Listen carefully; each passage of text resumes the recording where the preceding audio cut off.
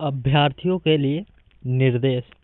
Number 1 पर देखेंगे, offline लिखित परीक्षा OMR आधारित पर की जाएगी, मतलब ऑफलाइन होगी और OMR सीट पर की जाएगी। इसमें टोटल जो क्वेश्चन रहेंगे 150 रहेंगे। परीक्षा की अवधि 120 मिनट होगी, मतलब 2 घंटे का समय दिया जाएगा। चौथा पॉइंट पर है, गलत उत्तरों का एकाधिक उत्तरों के लिए 0.5 ऋणात्मक अंक होंगे, मतलब कि 0.5 काट लिए जाएंगे गलत उत्तर पर। पांचवा पॉइंट देखेंगे, प्रश्न पत्र के किसी प्रश्न में हिंदी भाषा में किसी विवाद के प्रकरण में प्रश्न की अंग्रेजी संस्करण मान्य होगा।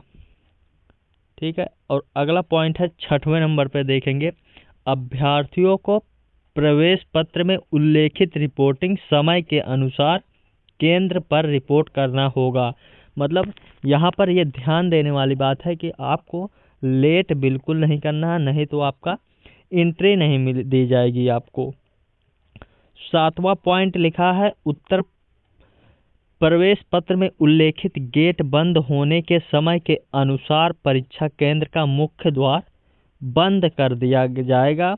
मुख्य द्वार बंद होने के बाद किसी अभ्यर्थी को प्रवेश की अनुमति नहीं दी जाएगी।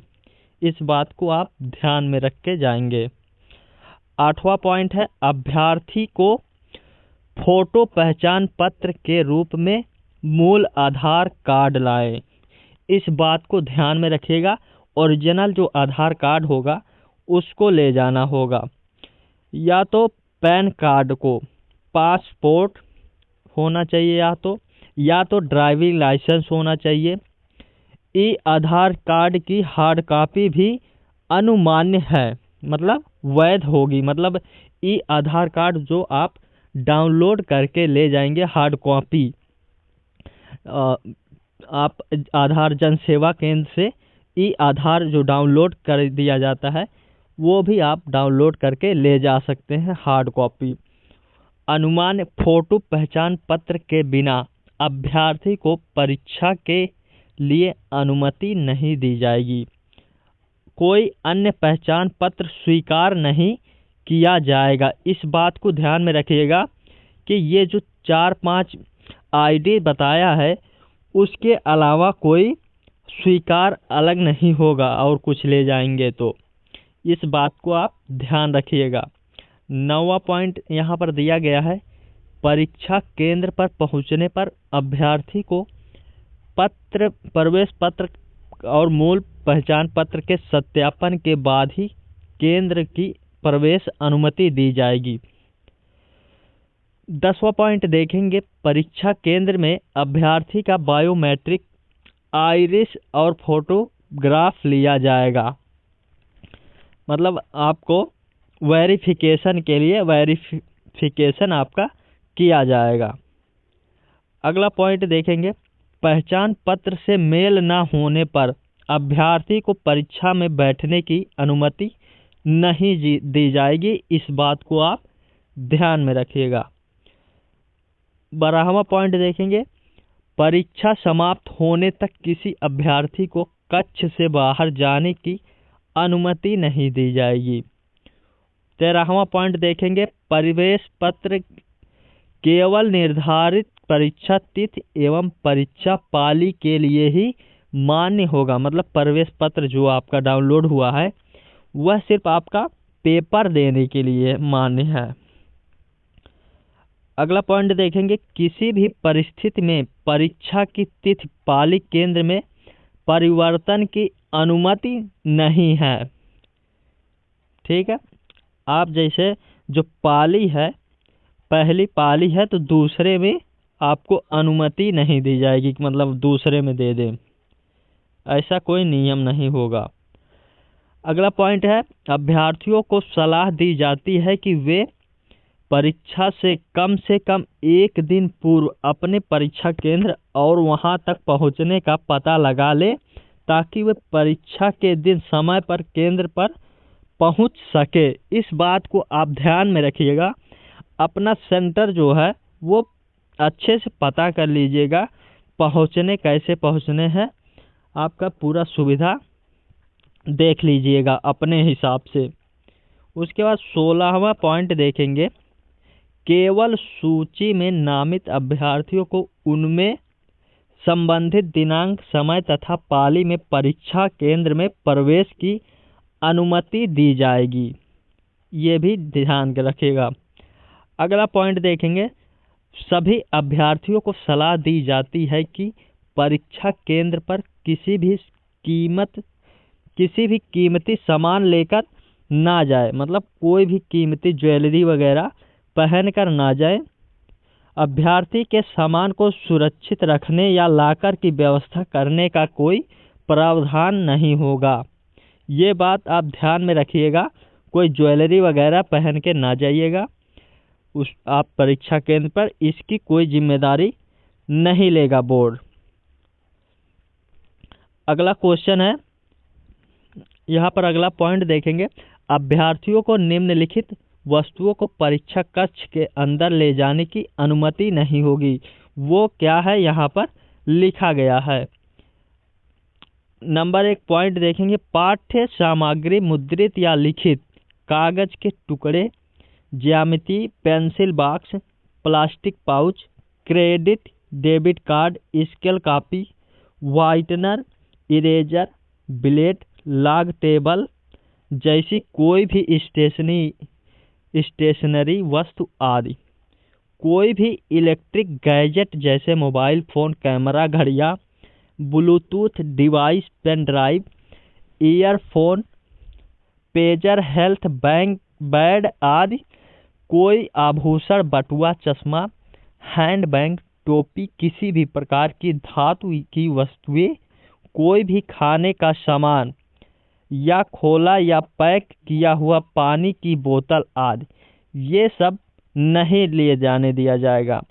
अगला पॉइंट यहाँ पर है, अभ्यर्थी को परीक्षा केंद्र के अंदर प्रवेश पत्र, फोटो पहचान पत्र एवं पारदर्शी नीला काला बॉल पॉइंट पेन ले जाने की अनुमति होगी। इस बात को यहाँ पर ध्यान देंगे कि आपका जो पेन ले जाएंगे नीला और काला दोनों में से दोनों ले जा सकते हैं। पेंसिल, स्याही, स्केच पेन या जेल पेन का उपयोग सख्त वर्जित है। इस बात को ध्यान में रखिएगा, जो पेन आपका होगा वह जेल पेन नहीं ले जाएंगे आप। यहाँ पर लिखा है नीला काला बॉल पॉइंट पेन, मतलब सूखा पेन जो होता है OMR के लिए स्पेशल आता है 15-20 रुपए का, उसको ले जाना है। अगला पॉइंट है 20वें नंबर पर देखेंगे, अभ्यर्थियों को उपस्थित पत्रक पर संबंधित विवरण भरते हुए निर्देश कॉलम में हस्ताक्षर करना अनिवार्य होगा। उसके बाद 21वें पॉइंट पर देखेंगे, परीक्षा के दौरान अभ्यर्थी को पूरी तरह से शांति बनाए रखनी होगी। अभ्यर्थी को एक दूसरे के किसी भी प्रकार का लेन देन अथवा बातचीत की अनुमति नहीं होगी। यदि कोई ऐसा करता है तो अनुचित साधन माना जाएगा। अगला पॉइंट है, OMR पुस्तिका को भरने के बारे में निर्देश बोर्ड की वेबसाइट, आपकी ऑफिशियल वेबसाइट जो यूपी पुलिस की है, लिखित परीक्षा की प्रक्रिया में उपलब्ध है। अभ्यर्थी को सलाह दी जाती है कि तदनुसार खुद को विज्ञ कर लें। OMR उत्तर पुस्तिका उपस्थित पत्रक को भरने में हुई त्रुटि के लिए अभ्यर्थी स्वयं जिम्मेदार होगा। तो इस बात को ध्यान में रखिएगा, जिसका पहला एग्जाम है OMR सीट पर, तो अगर आपने नहीं देखा तो मैंने इसको ऊपर में एक वीडियो बनाया है ऑफिशियल वेबसाइट पर, कैसा है आप चैनल पर जाके देख लीजिए। OMR कैसे भरना है पूरा आपको डिटेल में बता दिया गया है। अगला पॉइंट है, यदि कोई अभ्यर्थी अपने आवंटित सीट को बिना अनुमति के बदलता है या किसी कागजात या दस्तावेज का आदान प्रदान अन्य अभ्यर्थी के साथ करते हुए पाया जाता है तो ऐसे अभ्यर्थी को परीक्षा से वंचित कर दिया जाएगा। इस बात को ध्यान में रखिएगा। अगला पॉइंट है, अभ्यर्थी को बोर्ड कक्ष निरीक्षक द्वारा जारी निर्देशों का पालन करना होगा। अनुचित साधनों या निषिद्ध उपकरणों, प्रतिरूपण, अनुशासनहीनता, दुर्व्यवहार और परीक्षा कक्ष में किसी भी अवांछनीय कार्य में शामिल होने से संबंधित कोई भी कार्य करने पर अभ्यर्थन निरस्त कर दिया जाएगा तथा भविष्य की परीक्षाओं से वंचित कर दिया जाएगा। इसमें आपराधिक कार्यवाही शुरू करना भी शामिल हो सकता है। ये बात को ध्यान रखिएगा। 25वें नंबर पॉइंट पर देखेंगे, यूपीपीआरपीबी परीक्षा के पुनर्निर्धारण का अधिकार रखता है। संशोधित परीक्षा तिथि और समय को ऑफिशियल वेबसाइट पर प्रदर्शित किया जाएगा। परीक्षा प्रक्रिया में से सभी मामलों में ऑफिशियल वेबसाइट का निर्णय अंतिम होगा और अभ्यर्थी उसका पालन करने के लिए बाध्य होंगे। ये बात साफ साफ लिख दिया है। उसके बाद लिखा गया है, यह प्रवेश पत्र अभ्यर्थी द्वारा ऑनलाइन आवेदन में दिए गए विवरण के आधार पर अभ्यर्थी को प्रावधिक रूप से परीक्षा में बैठने के लिए अनुमति प्रदान करता है। अभ्यर्थी को योग्यता सत्यापित करने नहीं की गई है। इस परीक्षा को उत्तीर्ण करने पर किसी भी व्यक्ति को नियुक्त रोजगार का अधिकार प्राप्त नहीं होगा। यह परीक्षा नियुक्ति के लिए पात्रता मापदंडों में से केवल एक है।